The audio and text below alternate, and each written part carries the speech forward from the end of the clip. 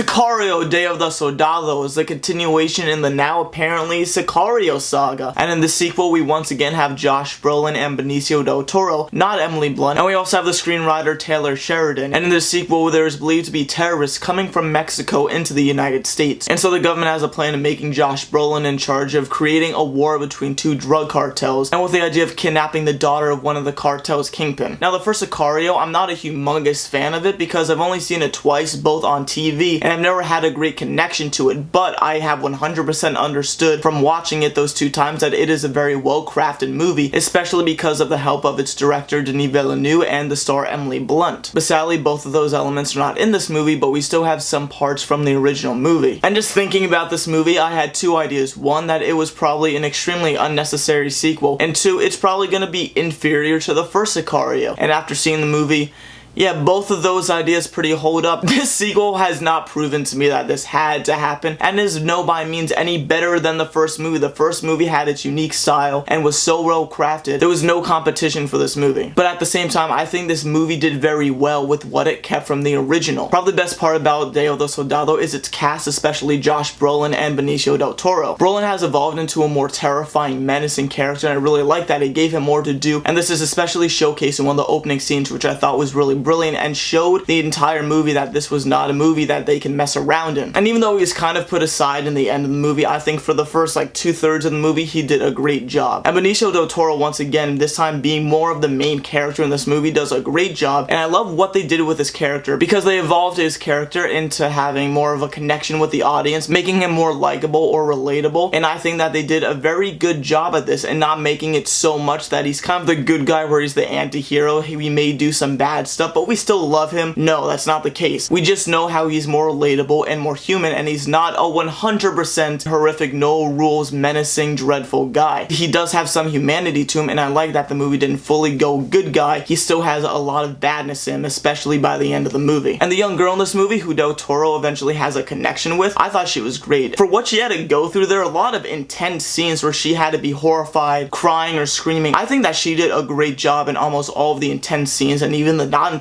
scenes, and I was really surprised by her. And even though it's not shot by Roger Deakins like the first one, there's so many times the cinematography in this film is beautiful. The aerial shots of the desert, maybe they're in a car and it rotates 360 degrees. There's so many clever and beautiful shots in this movie, but there are some times where it's like a night scene and there's no lighting in the movie and it is so dark you couldn't see anything, and that really bothered me, especially because I was in a pitch black theater and I couldn't even see what was on the screen. So that was kind of annoying. But one thing that's very present in this movie, that this is a bleak, grim, dark movie, and I absolutely love that, because in the summer season of action films, comedy films, big budget explosion things, it is so nice to see a serious, dark, not Hollywood happy ending movie that is Sicario. I think that is very refreshing, and I liked how bleak it was. I thought that the first 15 minutes of this movie was beautifully dark. It is just emotionally horrifying, and I thought that it set a great stage for what was to come. But yeah, this is by no means a perfect film. It is definitely flawed, and I think that one of the biggest flaws of this movie is the pacing. This is a nearly 2-hour-long movie, and while there's some intense scenes that make the time go by, there are some scenes that just really bring this movie down, and it feels kind of slow. There are two major instances of this. One of them involves Catherine Keener. She's in the movie, and her character is more of the Emily Blunt sort of way, in the words of wisdom, even though she appears for like 5 minutes in the movie. Every time she's in a scene, she walks on, tells Josh Brolin what to do, what not to do, what's right or what's not right, and then she walks off. And she does this several times in the movie. I understood why they had that character, to show there's some humanity and all this bleak dreadedness throughout this whole movie, but they just could have done it in such a better written way, because Taylor Sheridan, he is a good writer. I love what he did with Wind River, the first Sicario, Hell or High Water. He is a good writer. I just thought that that character specifically could have been handled better. But one of the biggest problems in this movie with me is that there's a side story with this young boy. He's being introduced to the cartel, starting off with helping immigration, getting people from Mexico to the United States, and his singular storyline takes up about like 25 minutes of the movie, and it doesn't connect with the Josh Brolin, Benicio del Toro storyline until like an hour and a half in the movie. And watching those 25 minutes, granted spread out throughout the first hour and a half, it felt kind of a drag, because you barely know this character, and every time they switch to this scene you just say, can we go back to Del Toro? And when they do intertwine, there are great scenes of tension. I understand where the movie is building up to, but I don't think it made up for the fact that we were just hanging out with this kid that we had no idea who he was for nearly an hour and a half of the movie. And in the end, I feel like this character doesn't have that much to do in in the movie, and this movie kind of sets it up as you're gonna see him in the next one, and this was more of just his development, so you don't need a development in the next movie. But I didn't like how they did that, because this especially plays into the ending of the movie. One of the lasting impressions in a movie is the ending, and it can determine how you feel about a movie. And this ending did not give me a great feeling about the movie when I was leaving the theater, because there's a certain moment near the last 20 minutes of this movie where I think, oh my god, they did that. They're gonna find a way out of this somehow, and they do it not the way I thought they would. But after that moment, the whole ending of the movie just fizzles down into what happens now? How are we gonna end this? Because there are just certain storylines with characters where you don't know where they end up, or it's so brief that you're like, oh, that's it? I can deal with a movie ending that leaves it ambiguous, and I don't need to know what happens to every single character, but the way that this ending was portrayed felt very underwhelming and very disappointing. It felt more like an ending to a specific TV show episode in which you know you're gonna see these characters later, so you don't really need a full conclusion right now. You maybe get it later. It's very episodic. And granted, I do want to see the next movie in this franchise because I like what they do with the characters, I like what they've been building to, and if they bring back Emily Blunt, that would make everything so much better. But if the series ended right now, I feel like that it would be such a disappointing conclusion because of the way that they left things off with so many of the characters, and it just was such an unsatisfying ending of the movie. But yeah, Sicario Day of the Soldado, it didn't necessarily win me of this is necessary and we had to do it, but it was still enjoyable for a majority of the film. I liked a lot of the performances, most of the cinematography I thought was beautiful, and there were so many neat and complex ideas found in the script with the help of Taylor Sheridan, but I felt like this movie was a bit too overstuffed, and it felt like it couldn't stand on its own, especially in the ending. That made the movie feel like it was a bit incomplete and I was just waiting for the next one to come about. But there is still a lot to appreciate in the sequel, and I can say that Sicario Day of the Soldado is